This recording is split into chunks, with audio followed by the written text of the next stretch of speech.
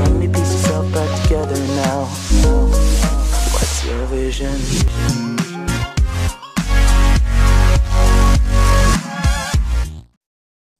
Yaa ba'aa jaalala.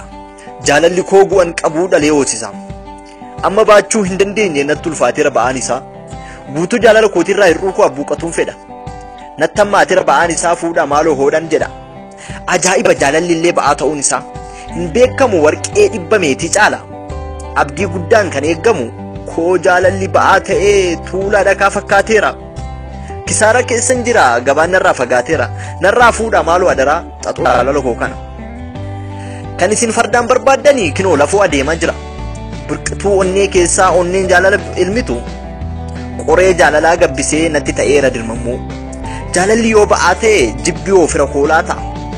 Kan kee kun maali maree gaa jedhee garaan na gaafata. Yaa garaa koo bari kaa'ussu ba'aan jaalalaa sin goobsu. Guyyaa tokko dhufuun hin oolu namni tiruu keetii tolu. Ba'aa jireenya keetii danda'ee gammachuu keetiif kan lolu.